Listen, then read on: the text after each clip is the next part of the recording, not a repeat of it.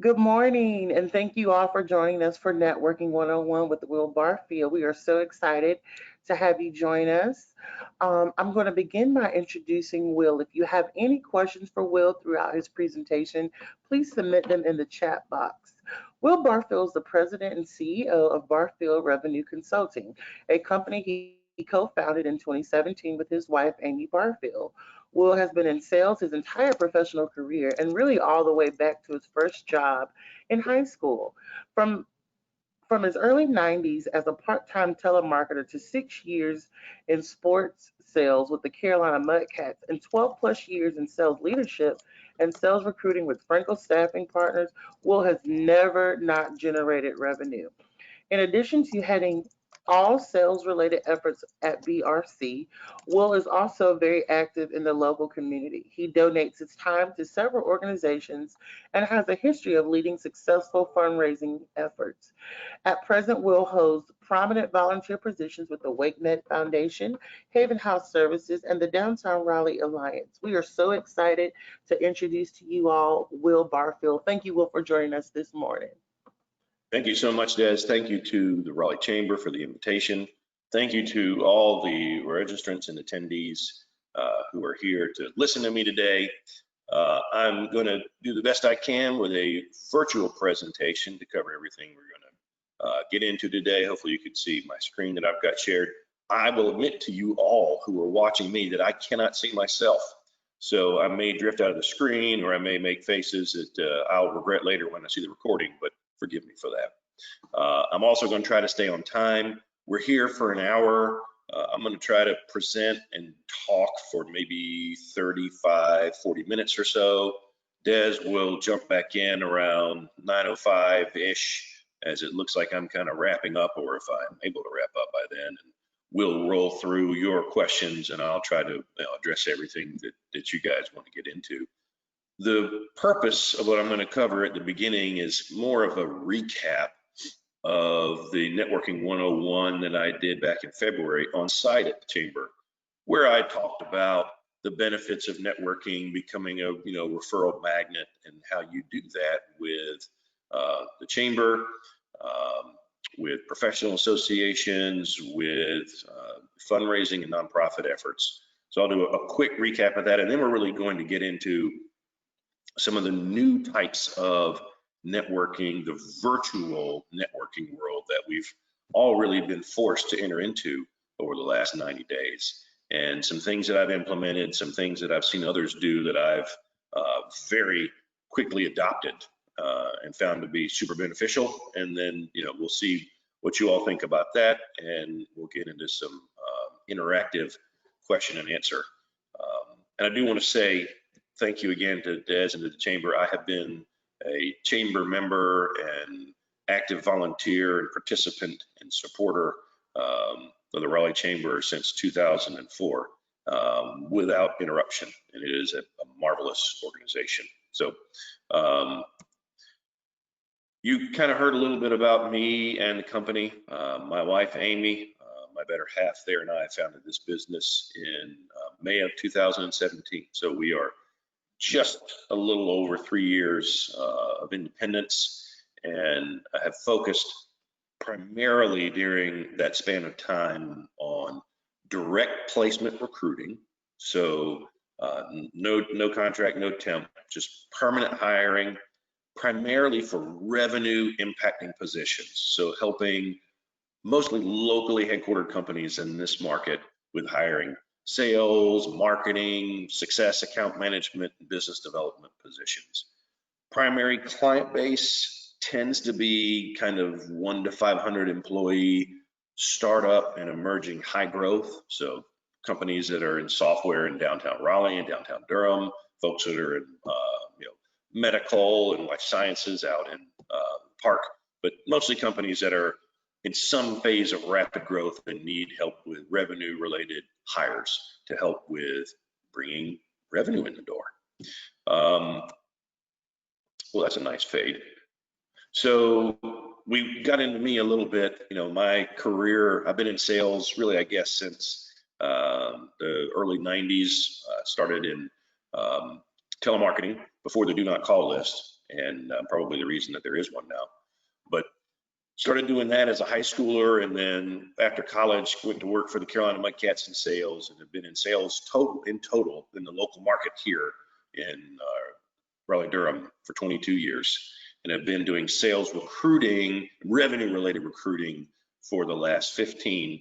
I had the wonderful opportunity to work for Rod Frankel and Frankel Staffing Partners for, gosh, 12 and a half years, and learned a lot about the staffing and recruiting industry from that time with them. Not just the revenue related roles that I work on with my current firm, but learned a significant amount about recruiting across multiple industries and multiple types of white collar roles, entry level through VP. So have a good solid recruiting background broadly for the last 15, 16 years, including current work. So I was, talking about the chamber earlier and how important the Raleigh Chamber has been to my professional career. In our first Networking 101 session, what we talked about was how to maximize your networking opportunities and how to utilize chambers of commerce as one of three prongs of a really well-conceived networking program, and how the key with the chamber and with the others is really about joining, attending lots of different events, sampling all the different demographics that are available to you from a business perspective, made up of the attendees and supporters of these different events, figuring out kind of which events are the ones that are the right match for you personality-wise, business-wise, and then getting engaged in those, being present, being a consistent attendee at the events that are a really good fit for you, but also figuring out who the leadership is at the chamber, the folks that are running the programs, folks like Des, and making sure that you connect directly with them and saying, how can I help?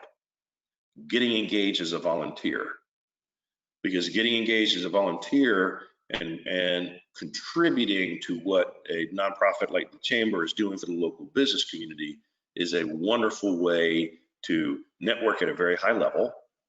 And if you are a very engaged volunteer, what's inevitable is you are going to get asked to do more.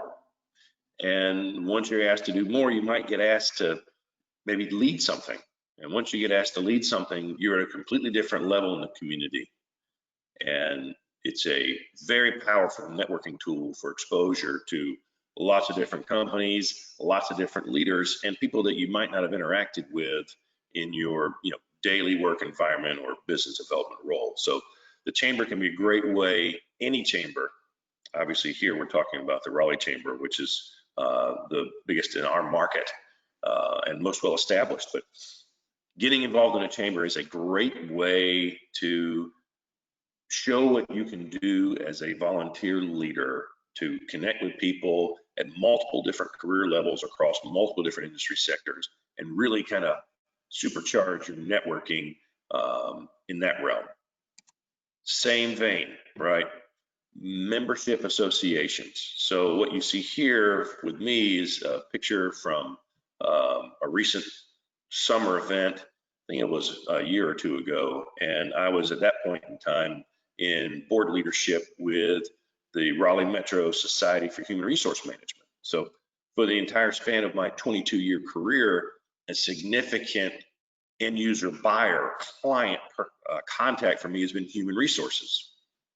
So in order to elevate and escalate the business development efforts and networking I was doing in the HR realm, instead of just being the salesperson calling on HR professionals, I joined SHRM, SHRM, Society for Human Resource Management, the national organization, and then joined Raleigh Metro SHRM and made that move about a decade ago, and did exactly the same thing at Raleigh Metro that I did at the Raleigh Chamber.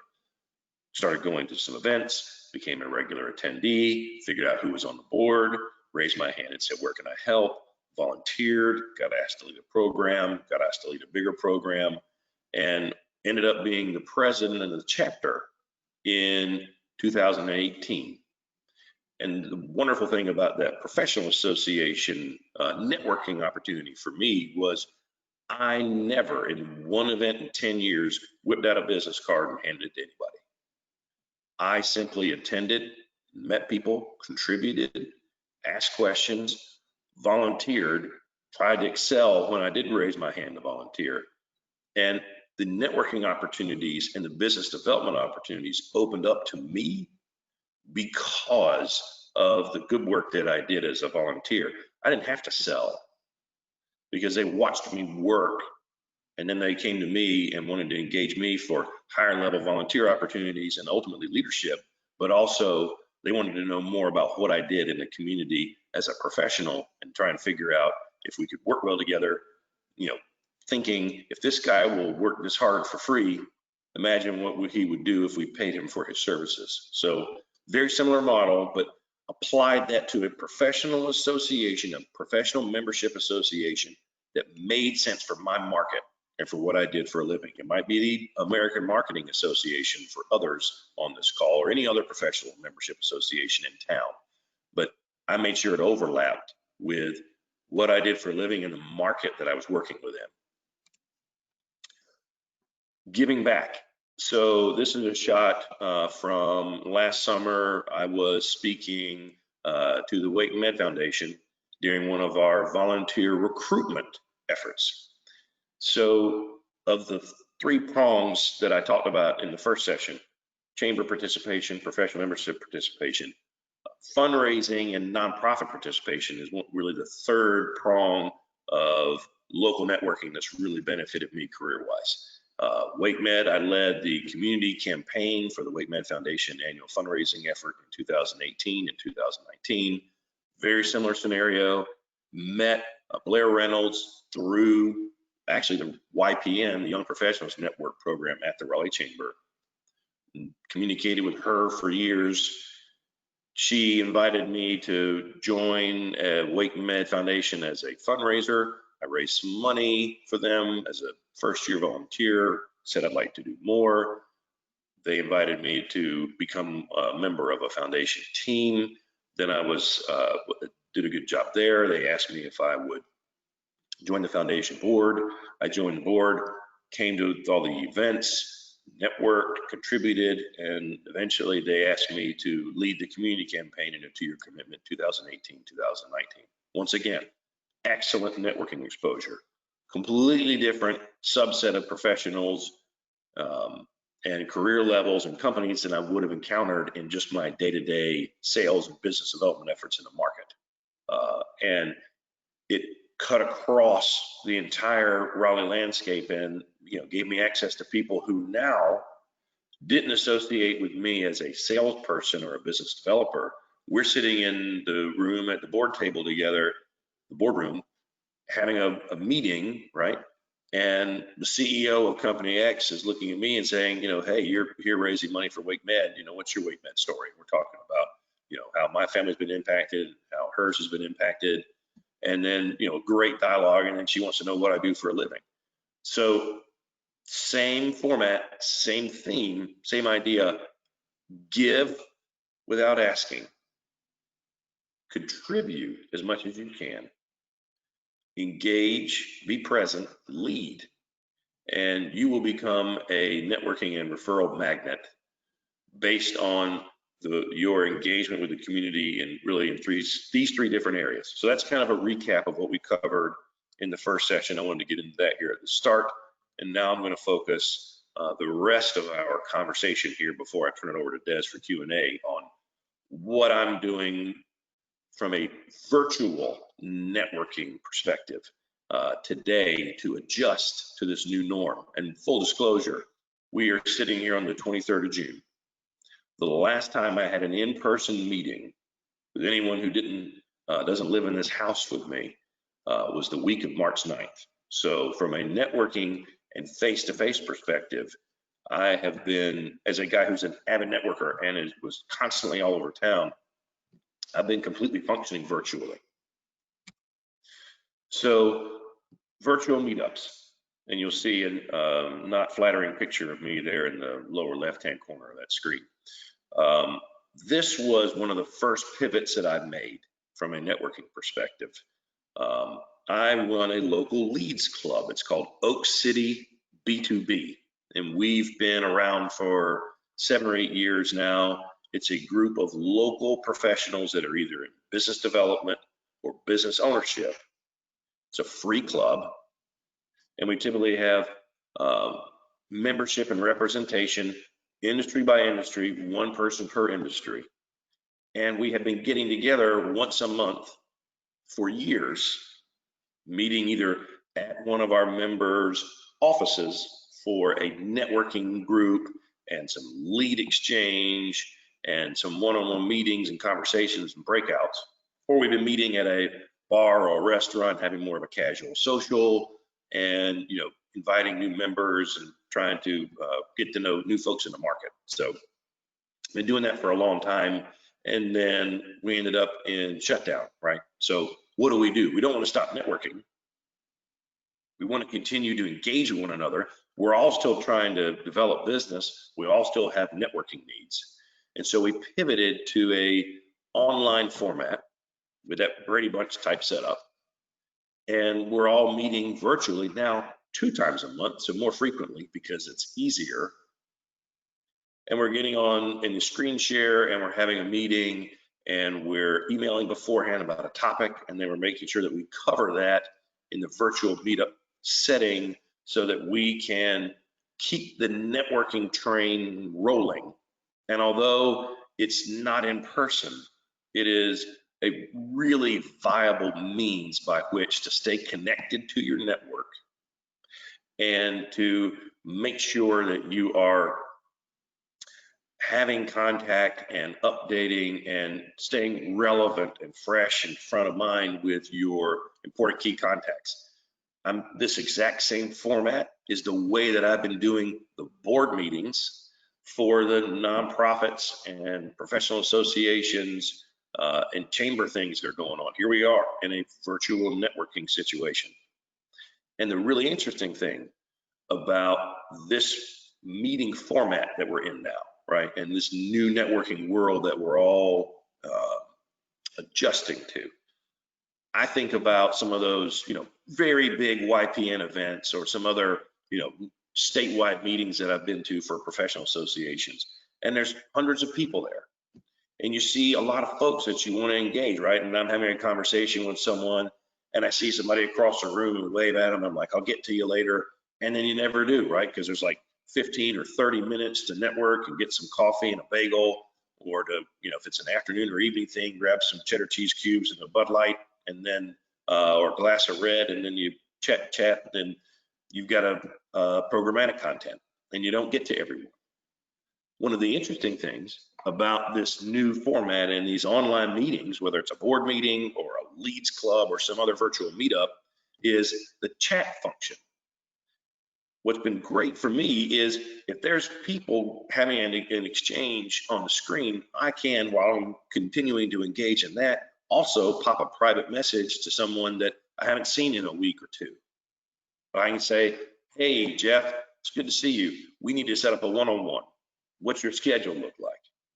Or, hey, Clint, it's good to see you. I've got a referral for you. Let me shoot you some information. Here's a link and someone's name. Check this out. See if this is a good fit for your business. I can make sure that I don't miss anyone. It may be a board meeting and we may have 40 people attending that board meeting virtually. And there may be an issue I really need to cover with someone. There's no way in a board meeting format we were all spread out around the room and not everyone gets a chance to speak, would I have had a chance to engage with that person. But now in this virtual format, I can communicate either to the entire group in an open Q&A or chat, or I can shoot notes privately to all the people I want to communicate with, set up future meetings, hand off referrals, etc. So it's actually been a benefit for me to go to this virtual format. I can do more meetings faster, and I can communicate more directly with some of the people I want to network with. Virtual one-on-ones. So I did a fun screenshot for you all of a one-on-one invite that I sent from my phone to a buddy of mine for a one-on-one meeting. So what's been very interesting for me from a networking perspective is there were, women and men that I was meeting with on a, semi-regular basis for a cup of coffee and or a beer, obviously. And we'd get together for, 30 minutes or an hour, and they download me on their business and I download them on my business. And then we'd have some conversations about, well, what are your challenges? What are your challenges? And then inevitably, some good business lead would come out of that. Some in your relationship building, your networking, and it's super beneficial, right? And you always think of something in an exchange like, oh yeah, yeah, last week I was at company X and they mentioned this and you'd be a great referral for that. So I've replicated those things, but I've been setting aside blocks of time on my schedule each week to make sure that I'm either networking with someone from 4 to 4:30 or 4:30 to 5 or 4 to 5 or 4:30 to 5:30, as you see here, in the afternoon late, or maybe it's 8:30 to 9 or 8:30 to 9:30 or 8 to 9 or 9 to 10 in the morning. And I'm doing my one-on-ones, my networking with my key market contacts in the virtual format. And what's interesting about that is they're on their computer or phone. I'm on my computer or phone. And not only are we interacting and networking, but we also have the ability in that exchange to very quickly shoot over a screenshot or text some information or email a thought or say, hey, pull this up on your phone. I want you to look at that while we're talking. And it's really convenient and fast and easy to toggle between our dialogue and the information I want to share and convey from a networking perspective, just by access to the technology and tools that we have at our fingertips right now. So that's been a way that I have. That's been a way that I have been able to replace, in a sense, the one-on-one meetings that I've had with folks that were so critical for my business development efforts from a networking perspective. Or if I needed to have a key meeting with someone on the board, later this week, there's a resource development meeting I need to have with one of the folks at Haven House, and we're going to do a virtual one-on-one just like this. So can still keep all the chamber and professional association and nonprofit relationships going, just do it in more of a one-on-one format like this. Virtual events. So I'm going to try to spend a good bit of time on this one because this is something that I just did and had a wonderful result from it, and I want to share that with you all here. Obviously, we're all in the middle of a virtual event right now. We're online, you're listening to me ramble about networking, and we have taken something that would have been on site at the chamber and made it virtual. And opened up registration to a point where we can have more people attend than we could even have physically attend in the February event when we met on site at the chamber office in person downstairs. So if you see with this screen here, my good friend Darren McKee is in the bottom left corner. He is a salesperson with Insperity. I placed him there. So he's one of my success stories as a recruiter, but he had a virtual event at the end of May, and it was a collection of sales leaders, and they were talking about how to manage emotions and how to manage morale for sales teams, during this challenging time that we're all facing. And I attended Darren's event and listened and watched. And then afterwards, I shot him a note and I said, hey, can we jump on the phone on Monday? I want to Zoom with you, and I got an idea. So we set up a Zoom call for the following Monday. It was the first Monday in June, I believe, and said, all right, here's what I'm thinking. I've had lots of salespeople I'm working with and lots of sales managers that I'm working with telling me that they are facing the challenge of how to prospect during a difficult time that we're all facing, locally, regionally, nationally. Having hesitations, salespeople, around making that cold call or sending that email or how do I prospect and yet also show respect and deference for all the difficult things that we're dealing with a, target market segment that may or may not be interested in hearing from a salesperson right now. And just kick several ideas around. He's like, man, it sounds like an awesome event. I'm sure we could talk to people about how each of us creatively prospects during challenging times. And then we decided that we would put together a panel with me as a moderator coming up with the questions, and then Darren and my buddy Dan Littman with Atcom as representatives of the outside sales perspective, folks that are local, regional, in the field, doing business development, and then Chanel and Faith, who are both clients of mine that are inside sales leaders in software and technology. So they are former individual contributors. Darren and Dan are individual contributors still, but they're currently leaders of sales teams. So we wanted individual contributor perspective, leader perspective, outside sales perspective, and inside sales perspective. So put the event together. Darren agreed to host it on his Zoom at Insperity because it's got a great format, much like this one, for a presenter, moderator, chat, and those kinds of things. And he put this PDF together. I grabbed the pics for him and threw it up on LinkedIn 2 weeks before the event, approximately. And then hit it again on LinkedIn the week of the event, and then I, did a couple of different posts, and even one with a video of me talking about the event coming up. We ended up with over 250 registrants across 4 time zones in 3 countries, the US, Canada, and England. People that I didn't know, had no idea how they found out about it. And at any point in time in the call, we ended up with a maximum of at least 175 people in live attendance rolling during the program. And then afterwards, we posted the link the following Monday. This was a Thursday. Posted the link and had 150 plus unique downloads of that link the day we posted it. Why am I sharing all this with you? This was an incredible networking opportunity for me with my friends, but also for us locally, nationally, and internationally, and created a whole slew of new connections for me and all these folks all across the country very quickly.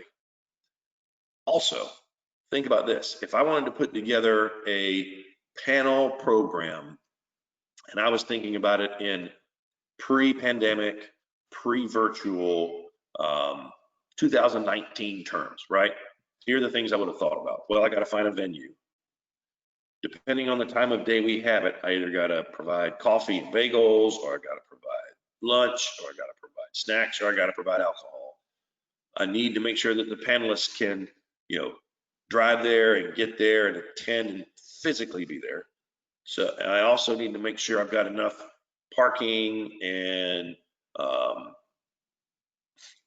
space, and do I have tables and chairs?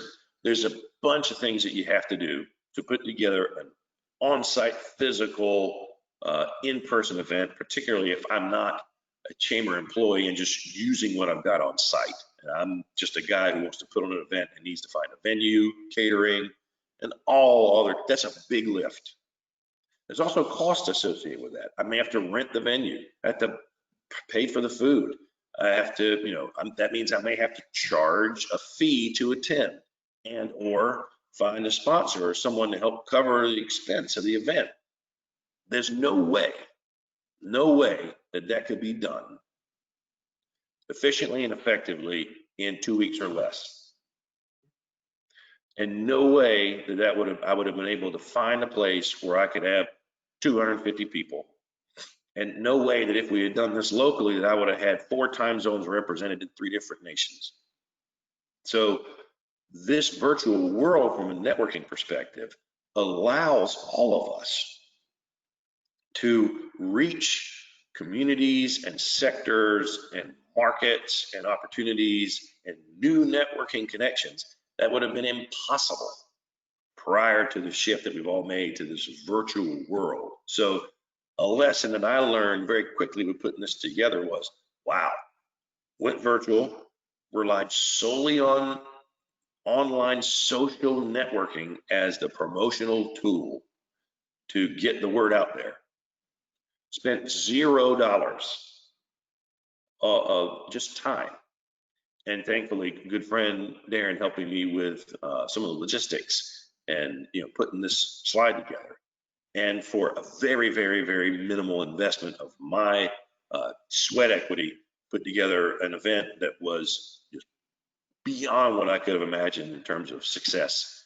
And we're now hearing from people who want us to do another one, or can we go deeper into sales, or can you talk about marketing? And so we're getting feedback from the attendees with emails and LinkedIn messages about how we can do this again, or do something deeper, or go into some other content areas. Dan and Chanel both sent me notes after the event and were telling me how many LinkedIn connection requests they got immediately after the event. Those are all either potential leads for them for business. They could be potential recruits for them for their companies or their sales teams.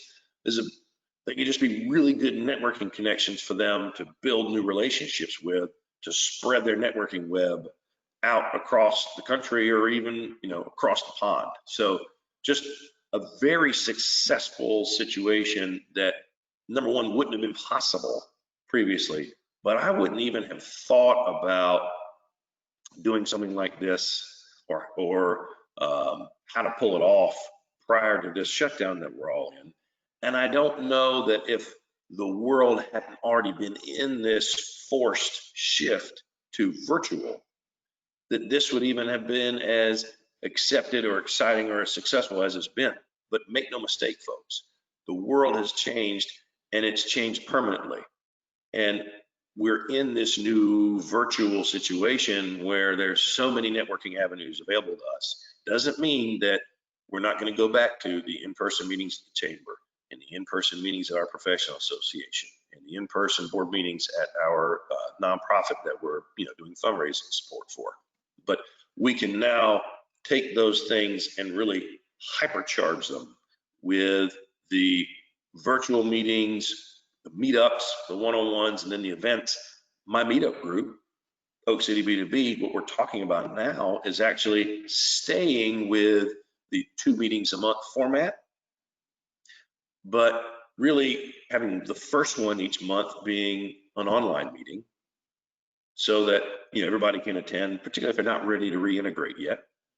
And then the second one can be the in-person, and that can be hosted by one of the members, or it can be at a local venue. So we're actually increasing our networking and connectivity and frequency of communication as a result of what you would have thought, right? Sequestering, quarantining, whatever you want to call it, having to shelter in place. You would have thought that that would limit networking opportunities and really set us back.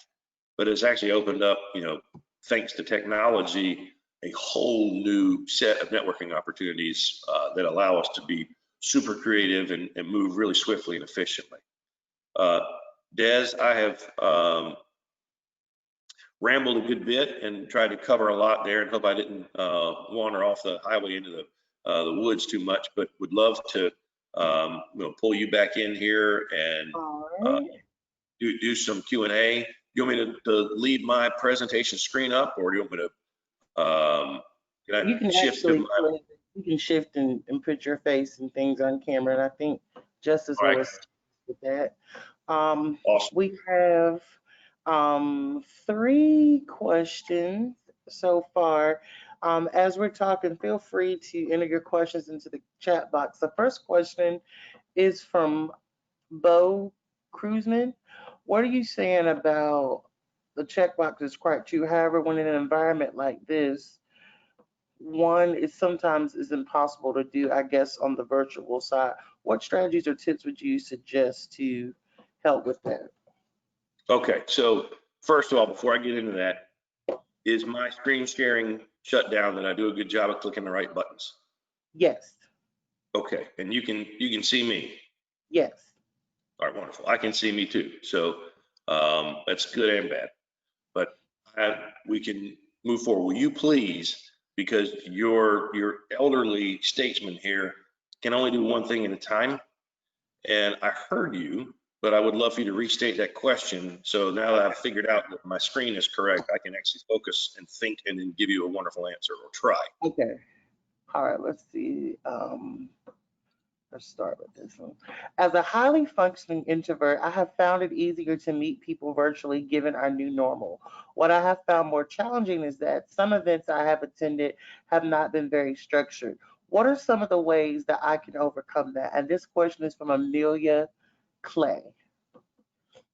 So for someone who is an introvert, this transition to, virtual networking setup is actually probably very welcome.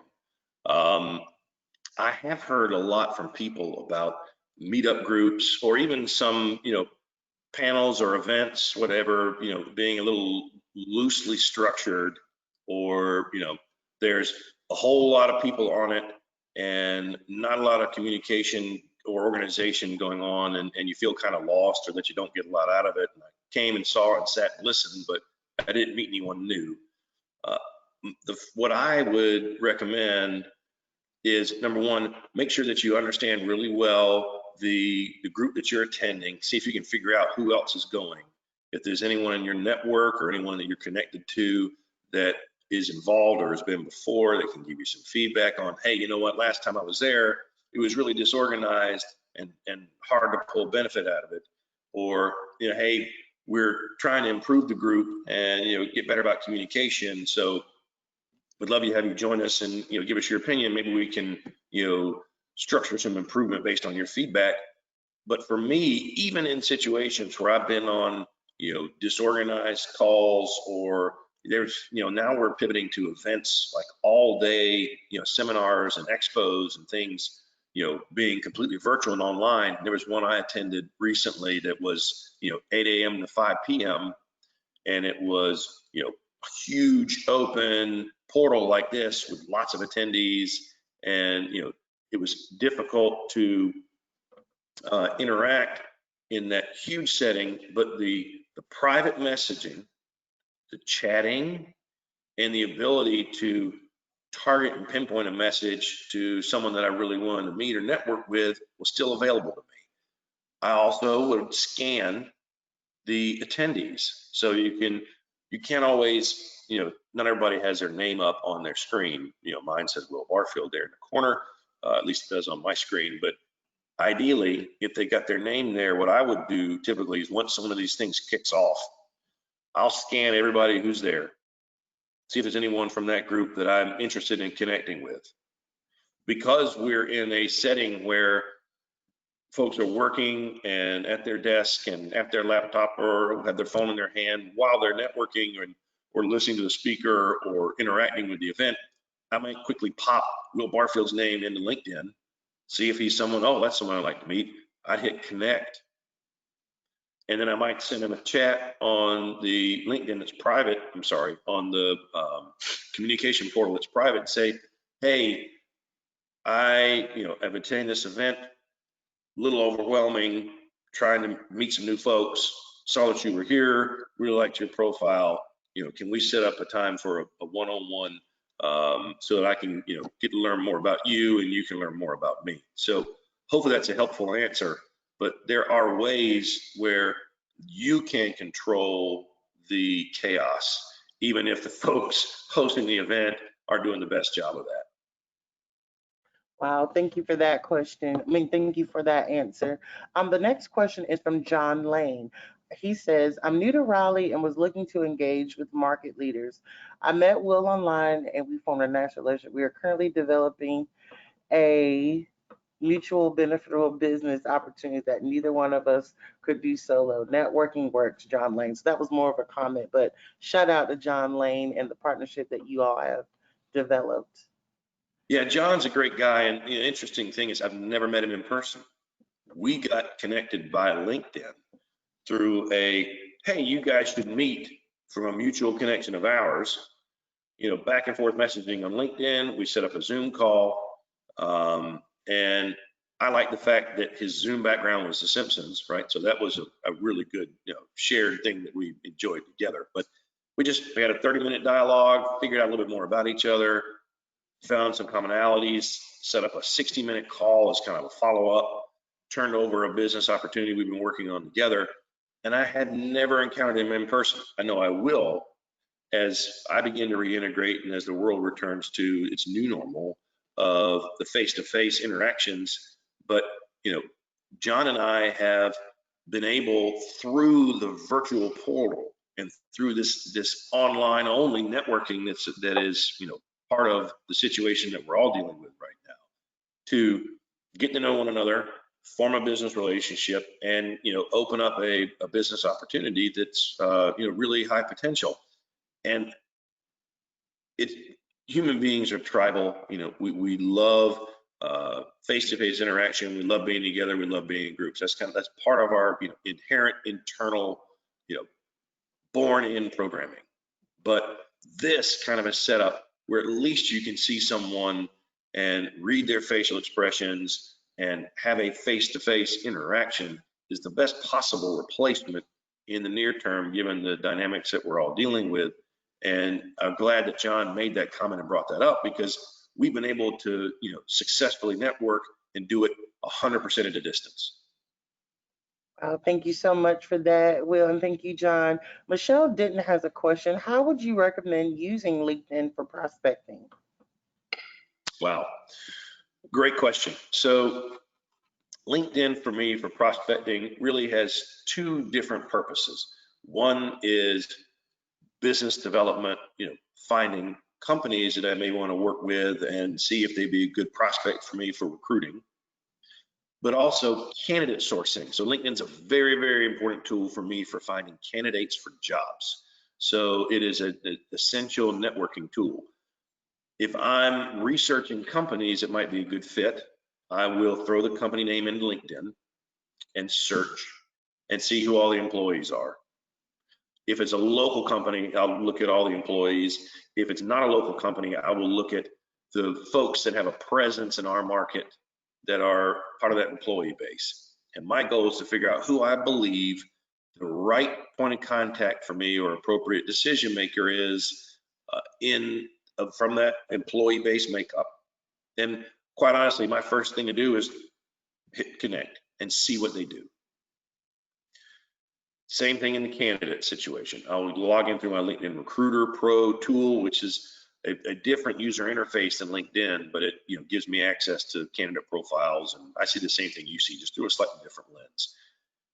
Just look for someone that I think might be a great candidate for a job, and flip over to the other LinkedIn and just hit connect and see what happens. The goal there, they may connect freely with me and open up the opportunity for direct communication through LinkedIn messaging. So I don't have to use InMails.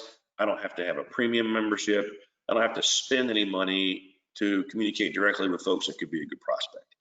If they do not connect with me, because I have the LinkedIn Recruiter Pro tool, I then have the ability to direct message them, even if we're not a first connection, and tell them why I reached out, put together a customized note, and try to open up a dialogue where we can network more directly. If I did not have that tool, Des, and to answer further the question about networking on LinkedIn, if I didn't have that tool and that person doesn't connect with me, then what I will do next is look at my other connections and see if there's a secondary linkage. And then I might reach out to one of my connections and say, hey, Patrick, looks like you're connected to Bill over here, and I've sent a note to Bill to sync up. My networking goal is X. Could be business development, could be this person being a candidate for a job. It might just be that Bill looks like an influencer or a power connector that I want to make sure knows who I am and what I do for a living, and I think would be a good networking connection. I will ask Patrick, would you be willing to send a message to Bill and to ask if he would accept my connection request, or if there's some better way for me to sync up with him? I am not a fan of asking for direct LinkedIn connections. Hey, Patrick, will you send a message linking me up to Bill? I don't like cold connects like that. I always like to give my contacts an opportunity to warm it up first and to make sure that that person is open to that connectivity. If they did not accept my connection request initially, they may not be. And I don't want to push too hard. But in that networking perspective, it may be that they get so many connection requests that they don't pay attention to them, or then maybe they only check them once a week. You don't know what the reason is they haven't accepted. But if a friend reaches out, that's a shared connection, and says, hey, would you like to connect with my friend Will? Bill, here's the reasons why he wanted to sync up. Much more likely with that warm introduction for Bill to say, yeah, that's cool. I saw his connection request come through, didn't really know what he was looking for, but now that you're telling me, he's a good dude, let's connect up by LinkedIn, send a message syncing the two of us up, or send an email connecting the two of us, and we'll take it from there. But hopefully that helps with answering the question. That's some of the tactics and techniques that I use, but I'm almost always thinking about either business development opportunities, recruitment opportunities for candidates, or the third thing being, is this person a power connector? Do we have a lot of shared connections? Do they appear to have multiple connections and be in a segment locally in the industry where I feel like I could benefit them? And then, additionally, they can benefit me. Thank you for that. The next question is from Greg Winkle. How important is a virtual meeting versus telephone call? What criteria do you use to determine which communication approach to maximize your outcome? He mentioned that it seems like everything is a virtual meeting, which is consuming a lot of time nowadays. Yes, that's a great question. Thank you, Greg. So ultimately, I will tend to defer to my contact. Sometimes folks just say, hey, let's hop on a call, and we do it by voice. I have found, and particularly as we talk about generations in the workforce, the multiple generations in the workforce, right? We have the traditionalists, we have baby boomers, we have the Gen X, me, we have millennials, and now we have Gen Z or Gen 2020, which is your youngest subset of folks in the workplace. I find that the millennial and Gen Z folks are almost always going to opt for a virtual video engagement like this. And I found that it's kind of a mixed bag on what I get from fellow Gen Xers, and then anybody that's in that boomer or traditional have been more phone call first than they have been video. I will defer to my connection and what their preference is typically when it comes to setting up the meeting.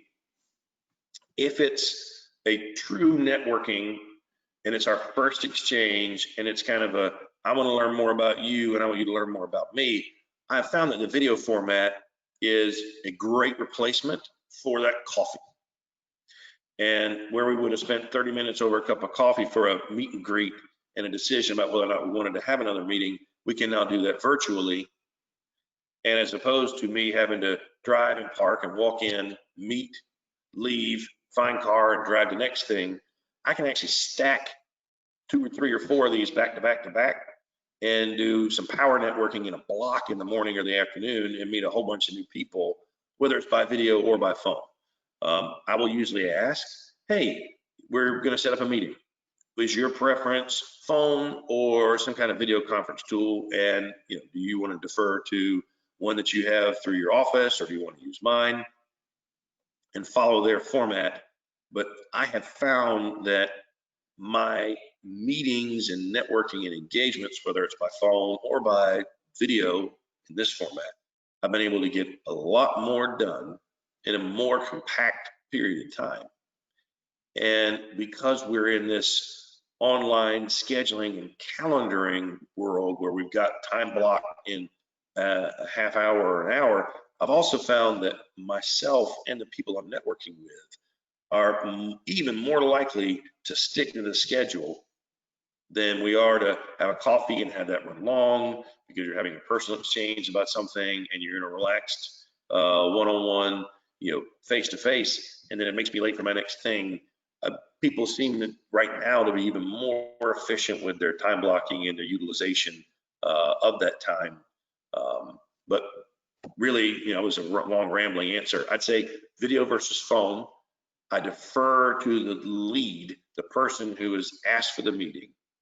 And then I have found that, the younger generations in the workforce tend to prefer video because that's a preference for the way that they've come up in communication in their age bracket.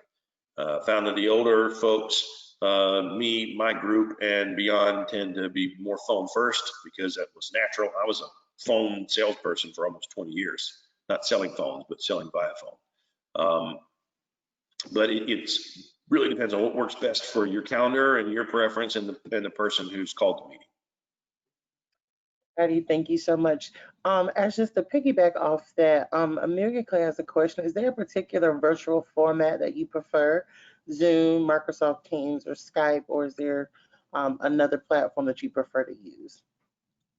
So that's a great question. And my wife says that is a bad habit of mine, that I say every question is a great question, but I truly believe that. I'm trying to be complimentary. We use Zoom. So I have a Zoom membership, and they went through some security issues that I believe that they have fixed, but we pay for the Zoom Pro through my company. I've been on Zoom, I've been on GoTo, this format, I've been in WebEx, Skype, I've done Teams, I've done FaceTime on the iPhone. I think I've been involved in every different type of format available in the last 90 plus days.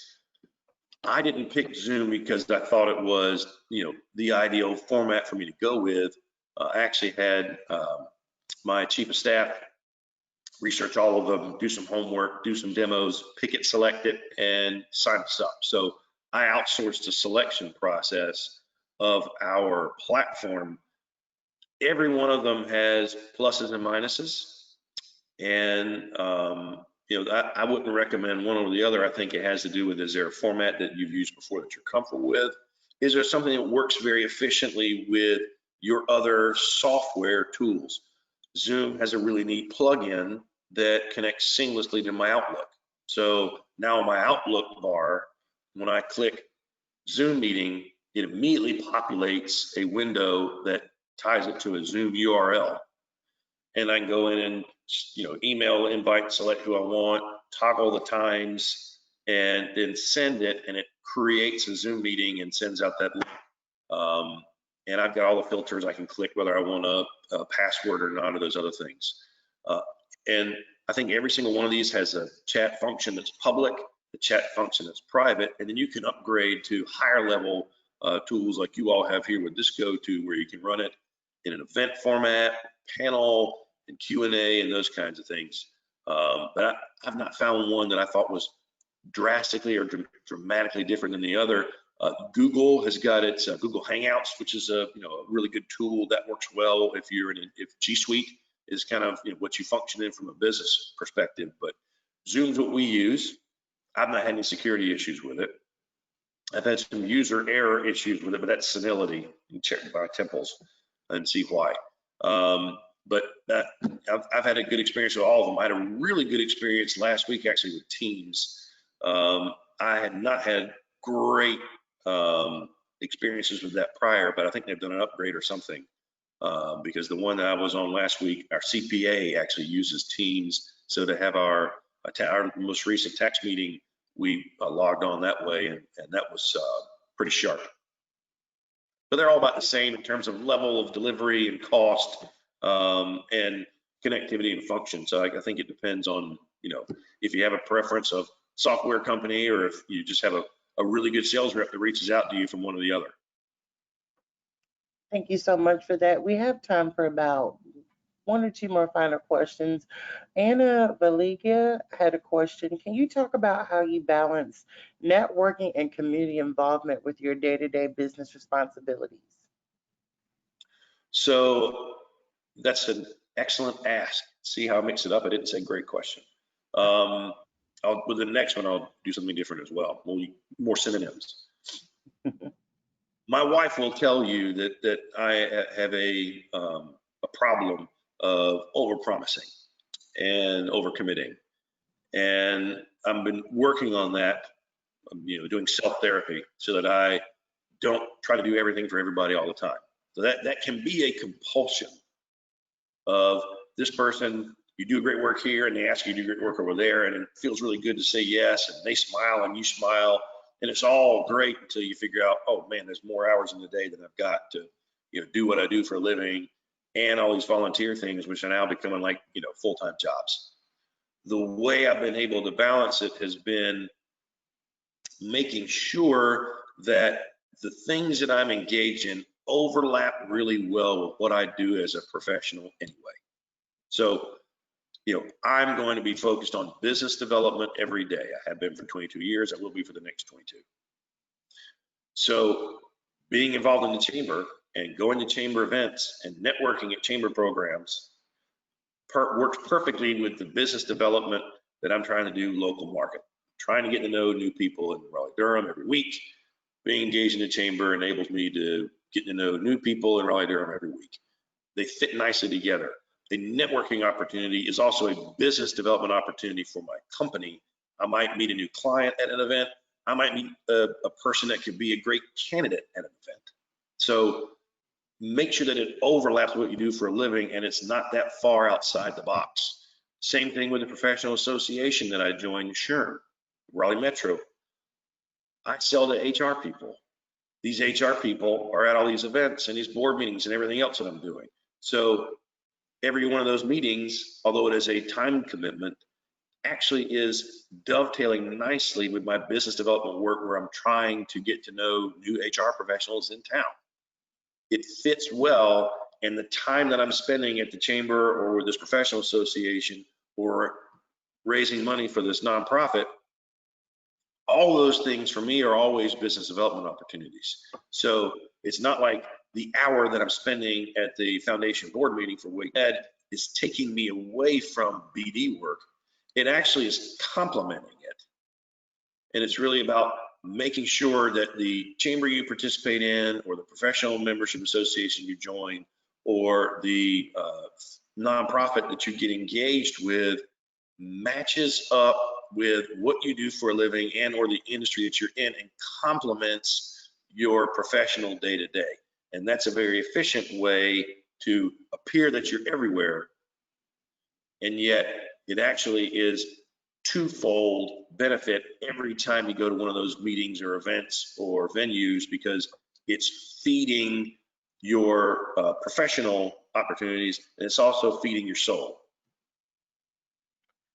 Thank you so much for that, Will. We are now at the end of our program, but if our audience would like to get in touch with you or connect further, is there any information or any that you would like to share with them to connect with you? Absolutely. So number one, as I said, it's just as easy as going to LinkedIn and clicking connect. So if you can find me on there, Will Barfield, Barfield Revenue Consulting, click connect. I will happily connect with you, and then we can message back and forth. You can also email me, Will, W-I-L-L, at Barfield, my last name, revenue.com. And if you have further questions or you want to set up one of these and we'll do a 30-minute session together, you want to network, you want to ask for a connection to someone else, feel free to reach out. So LinkedIn, awesome tool. I'm on there every day, messaging constantly, use it quite a bit. So connect with me there. Email me, will@barfieldrevenue.com, and let me know if you'd like to learn more. I believe, are we making this slide deck available? I mean, it's mostly pictures. The content tends to be up in the noggin, so we can certainly share that. But if you want to glean more from me directly, please reach out. I love connecting and networking. Thank you so much. And this will also be recorded. So anyone that missed any of your points or kind of joined on late, in the thank you email that I'll send out for attending, I'll include the link to this recording. Will, thank you so much, as always, for what you do here to support us here at the Chamber. We hope you all enjoyed yourselves just as much as I did. And I hope you all have a great, wonderful rest of the day. Thank you so much. Thank you, Des. It's been a wonderful experience. I really appreciate it. All the best, everyone. Stay safe and healthy.